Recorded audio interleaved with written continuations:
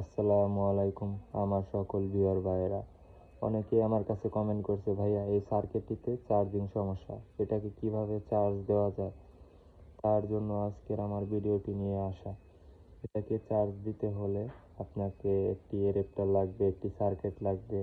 সেগুলা নিয়ে আজকে ফুল সেট আপ করে আপনাদেরকে সম্পূর্ণ ভিডিওটি দেখাবো। অবশ্যই ভিডিওটি ফুল ধৈর্য ধরে দেখে যাবেন কিভাবে একটি ওয়াইফাই ইউপিএস বানাতে হয়।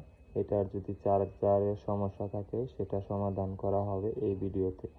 অনেক ভাই কমেন্ট করছে আমাকে, ভাইয়া এটার প্রাইস কত, এটা চার্জিং সমস্যা, সব কিছু নিয়ে আজকের এই ভিডিওটি নিয়ে আমার উপস্থাপন করা। অবশ্যই ফুল ভিডিওটি দেখে যাবেন, কেউ দয়া করে কেউ স্কিপ করে দেখবেন না।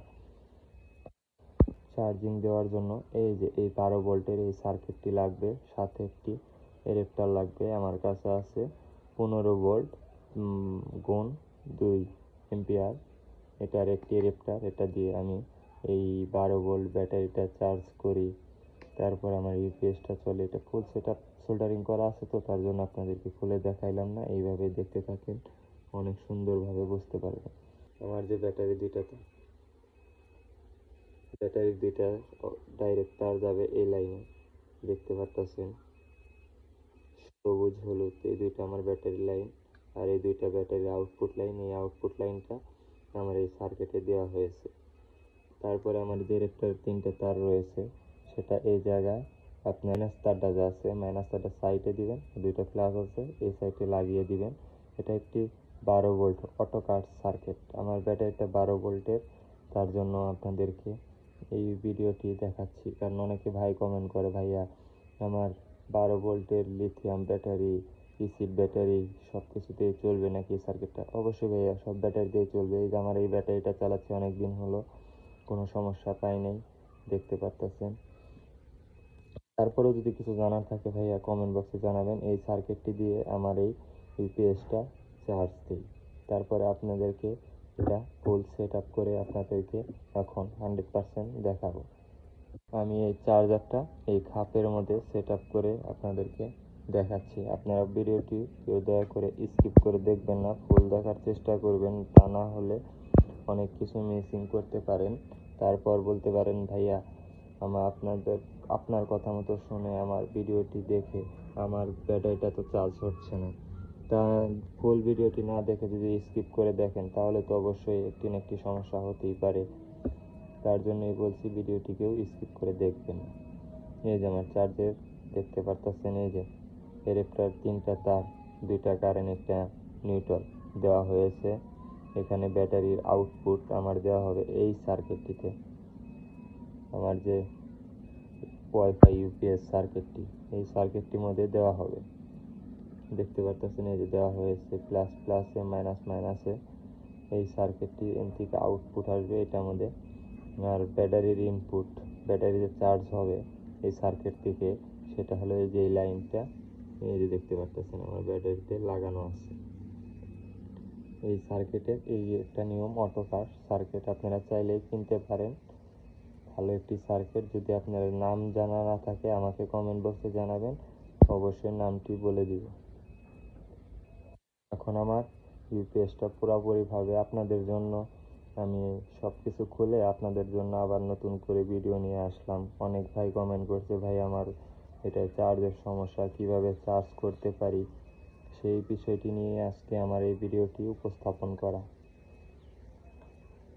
এই যে আমার যে সার্কিটটি ইউপিএস, ওয়াইফাই ইউপিএস সার্কিটটি, এখন আমি সুইচের লাইনটা লাগিয়ে দিব।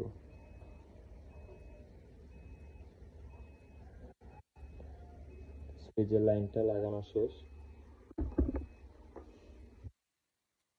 এখন আমার এই যে এই সার্কিটটি এই কার্টুনের মধ্যে বসাবো। ভাই আমি খাপ ব্যবস্থা করি নাই, আমার এটাই ভালো আছে, অনেক সুন্দরভাবে আমি এটাই দিয়ে চালাতে পারি। এখন আপনাদের ফুল চার্জের সেট আপটা সব কিছু লাইন দিয়ে এখন আপনাদেরকে আমি দেখাবো। অবশ্যই ভিডিওটি ফুল দেখবেন। এই যে আমার 2টি কেবল, একটি ওয়াইফাই এর জন্য, একটি রাউটারের জন্য, দেখতে পারতেছেন আমার 2টি কেবল, একটি ওয়াইফাই এর জন্য, একটি রাউটারের জন্য। 9 ভোল্ট, 9 এই যে এটা আমার 9 ভোল্ট, আমার এটা রাউটারে কানেক্ট করব। রাউটারে লাইন দেওয়া শেষ। আর একটা কেবল এই যে অনুর জন্য বানানো আমার নিজস্ব অনুতে লাইন দিয়ে দিলাম।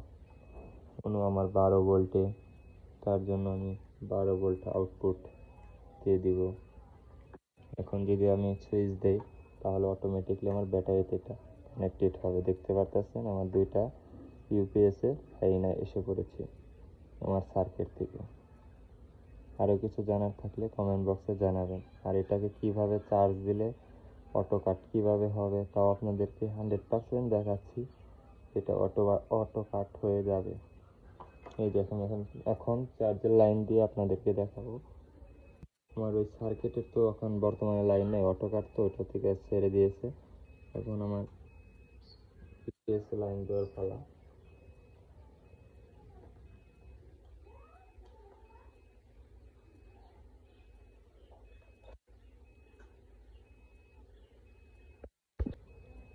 এখন কারেন্ট আছে তাই কারেন্টে চলতেছে, দেখতে পারতেছেন এটা কারেন্টে চলতেছে। এই যে বাতিটা দেখতে পারতেছেন কারেন্ট চলে গেলেও এটা থাকবে। দেখতে পারতেছেন আমার চার্জের সিস্টেমটা কিভাবে তৈরি করা।